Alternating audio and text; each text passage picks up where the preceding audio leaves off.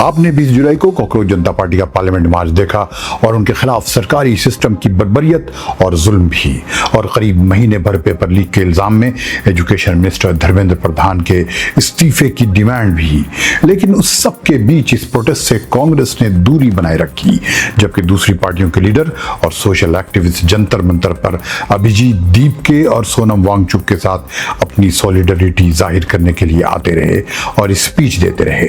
लेकिन कांग्रेस के लीडर्स, खासतौर पर राहुल गांधी ने इस पर पूरी खामोशी इख्तियार की रखी थी और कांग्रेस के कोई इक्का दुक्का लीडर ही जंतर मंतर पर सीजेपी के स्टेज पर नजर आए थे।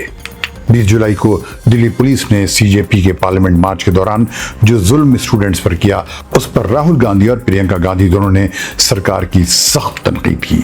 हम इस वीडियो में बताएंगे कि इसका असल राज क्या है कि कांग्रेस ने इतनी बड़ी मूवमेंट से खुद को दूर रखा हुआ है। आपको याद होगा कि अभिजीत दीपके ने बोस्टन से ही एक सोशल मीडिया कैंपेन के जरिए कॉकरोच जनता पार्टी बनाई और लाखों नौजवानों ने उसे ज्वाइन किया और भारत वापस आकर वो सीधे जंतर मंतर पर धरने पर बैठ गए।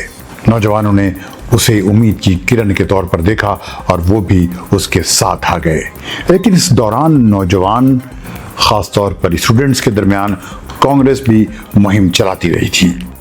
इस साल कांग्रेस ने अपनी सियासत का रुख नौजवानों और स्टूडेंट्स की तरफ मोड़ने की कोशिश की है।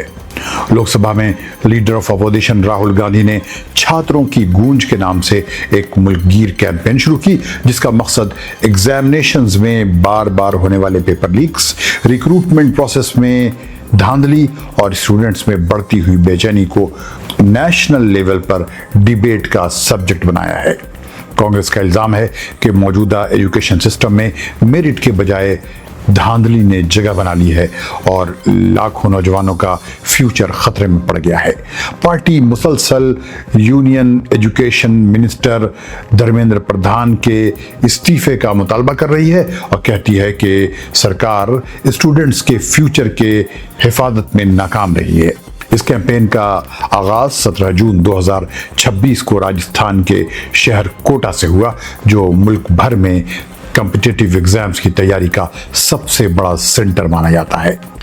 दशहरा मैदान में हजारों नीट, जेईई और यूपीएससी एस्पायरेंट्स से खिताब करते हुए राहुल गांधी ने कहा कि आज का एग्जामिनेशन का सिस्टम नौजवानों के लिए बहुत स्ट्रेसफुल और गैर मुंसिफाना है।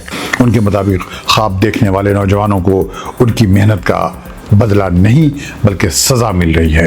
कांग्रेस ने इस मौके पर ऐलान किया कि ये सिर्फ एक पॉलिटिकल कैंपेन नहीं बल्कि स्टूडेंट, पेरेंट्स, टीचर्स और आम सिटीजन्स की ज्वाइंट आवाज बनाई जाएगी ताकि एजुकेशन सिस्टम में ट्रांसपेरेंसी आए, मेरिट को अहमियत मिले और पेपर लीक माफिया के खिलाफ सख्त कार्रवाई हो।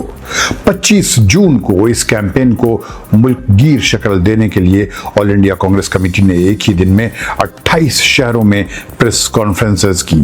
अहमदाबाद, बेंगलोर, भोपाल, भुवनेश्वर, बिलासपुर, चंडीगढ़, चेन्नई, देहरादून, दिल्ली, गुवाहाटी, ग्वालियर, हैदराबाद, इंदौर, जयपुर, कोलकाता, कोटा, नागपुर, पटना, पुणे, पूर्णिया, रांची, रोहतक, सीकर, श्रीनगर, तिरुवनंतपुरम, विजयवाड़ा, इलाहाबाद और मेरठ में कांग्रेस के सीनियर लीडरों ने मीडिया से खिताब करते हुए इस कैंपेन के ऑब्जेक्टिव्स बयान किए। सरकार पर नौजवानों के फ्यूचर से खेलने का इल्जाम लगाया। 5 जुलाई को उत्तराखंड के देहरादून में कांग्रेस के मेंबर्स ने कैंडल मार्च निकाला। ये मार्च रिया थापा के घर से शुरू हुआ, जो 12वीं क्लास की टॉपर थी और जिनकी मौत को कांग्रेस ने नीट पेपर लीक के डिस्प्यूट से जोड़ते हुए इंसाफ का मुतालबा किया।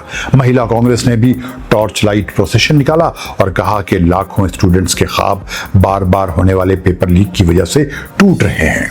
17 जुलाई को राहुल गांधी ने देहरादून के बनो स्कूल ग्राउंड में छात्रों की गूंज के एक बड़े इवेंट को एड्रेस किया।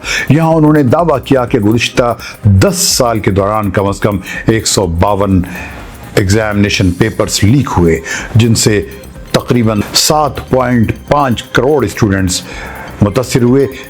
उन्होंने कहा कि अगर नौजवानों का ट्रस्ट एग्जामिनेशन के सिस्टम से उठ गया तो मुल्क का फ्यूचर भी खतरे में पड़ जाएगा। कांग्रेस ने इस कैंपेन के तहत प्रयागराज, पटना और दिल्ली में भी बड़ी रैलीज का ऐलान किया था, लेकिन राहुल गांधी के फॉरेन विजिट्स की वजह से ये प्रोग्राम्स पोस्टपोन कर दिए गए।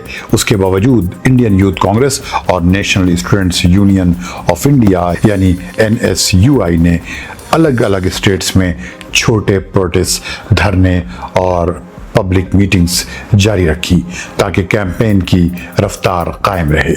उधर दिल्ली के जंतर मंतर पर कांग्रेस जनता पार्टी यानी CJP की लीडरशिप में होने वाली स्टूडेंट प्रोटेस्ट को भी राहुल गांधी और कांग्रेस की हिमायत हासिल रही। इन प्रोटेस्ट में सोशल एक्टिविस्ट सोनम वांगचुक की भूख हड़ताल भी शामिल थी, जिसमें यूनियन एजुकेशन मिनिस्टर के इस्तीफे का मुतालबा किया गया। राहुल गांधी ने पुलिस कार्रवाई की मजम्मत करते हुए प्राइम मिनिस्टर नरेंद्र मोदी को मुल्क का सबसे एंटी यूथ प्राइम मिनिस्टर करार दिया और कहा कि नौजवानों की आवाज को दबाने से मसाइल खत्म नहीं होंगे बल्कि मजीद बढ़ेंगे। लेकिन जब इस दौरान कांग्रेस जनता पार्टी ने मुहिम शुरू की तो लोगों ने यह भी इल्जाम लगाया कि उसकी पुष्ट पर आम आदमी पार्टी का हाथ है। किसी ने कहा कांग्रेस का हाथ है, लेकिन कांग्रेस खामोश रही। जंतर मंतर पर धरना जम चुका था और सोनम वांगचुक उसमें शामिल हो चुके थे और भूख हड़ताल शुरू कर चुके थे। उसके बाद दूसरी पार्टियों ने वहां आना जाना शुरू किया, लेकिन वजह क्या है कि कांग्रेस ने उसके बावजूद थोड़ी दूरी जरूर बनाए रखी। आखिर में इसी रात से पर्दा उठाते हैं। एक वजह यह समझ में आती है कि जंतर मंतर पर धरना अभिजीत दीपके और उनकी पार्टी कांग्रेस जनता पार्टी ने शुरू किया था, इसलिए उसे चलाने और शेप देने की जिम्मेदारी भी अभिजीत दीपके और उनके साथियों की थी। अगर कांग्रेस के लीडर्स उसमें अपनी शक्ल दिखाते तो ये इल्जाम दुरुस्त लगता कि इस पार्टी की पुष्ट पर कांग्रेस का ही हाथ है और दूसरी पार्टियां उससे दूरी बनाने लगती, जो बाद में कांग्रेस जनता पार्टी की मुहिम के साथ हमदर्दी और सॉलिडरिटी जाहिर करने लगी थी। अगर कांग्रेस उसमें एक्टिवली हिस्सा लेती तो उसका फोकस स्टूडेंट्स के दरमियान उसकी मुल्क भर में चलने वाली छात्रों की गूंज मुहिम पर कम होता, और चूंकि कांग्रेस बड़ी पॉलिटिकल पार्टी है उसके असर से कांग्रेस जनता पार्टी की अपनी पहचान खो जाती और यह कांग्रेस की कैंपेन बन जाती। आमतौर पर यह होता रहा है कि इंडिया अलायंस के तहत जो भी पब्लिक कैंपेन चलाई गई है उसकी लीडरशिप राहुल गांधी ने खुद की है और वही जमीन पर उतरे हैं, जबकि उनकी अलाई पार्टियों ने सिर्फ मलाई खाने की कोशिश की है, चाहे वो तेजस्वी यादव की RJD हो या अखिलेश यादव की समाजवादी पार्टी हो। जितनी भी कैंपेन है वो राहुल गांधी ने चलाई और ये लोग बस स्टेज पर शक्ल दिखाते रहे। अगर इस कांग्रेस जनता पार्टी के जंतर मंतर धरने और पार्लियामेंट मार्च में भी कांग्रेस या राहुल गांधी आगे आ गए होते तो उसमें भी यही होता और दूसरी पार्टियों को अपना चेहरा दिखाने और अपनी हमदर्दी का सच्चा लेवल शो करने का मौका नहीं मिलता। एक और बात यह है कि CJP के जंतर मंतर धरने और पार्लियामेंट मार्च में वो स्टूडेंट्स भी थे जिनका ताल्लुक RSS और BJP से रहा है। उन्होंने तो माना है कि जब वो यहाँ पहुंचे तो उनके पेरेंट्स और BJP RSS ने उनको मैसेज किया कि वो वापस आ जाएं।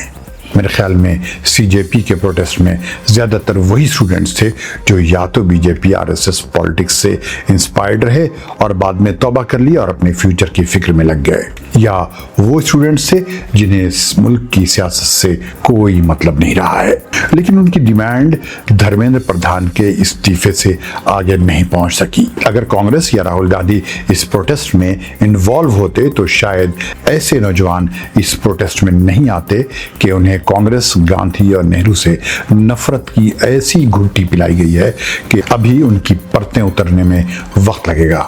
ऐसे में कांग्रेस की इस प्रोटेस्ट से दूरी इस प्रोटेस्ट के लिए फायदेमंद ही समझी जा सकती है। लेकिन चूंकि CJP या कांग्रेस जनता पार्टी अभी इवॉल्विंग स्टेज में है, इस पार्टी के प्रोटेस्ट मुहिम को बहरहाल किसी गाइडेंस की जरूरत नजर आती है। लेकिन क्या ऐसे में कांग्रेस का सामने आना मुनासिब होगा, जो पहले से ही स्टूडेंट्स के दरमियान मुल्क भर में अपनी कैंपेन चला रही है? इस बारे में आप क्या सोचते हैं? कमेंट में जरूर बताएं और इंतजार करें किसी दूसरी वीडियो का। तब तक रेडियो देश के देखने वालों को फैजुल हक का सलाम।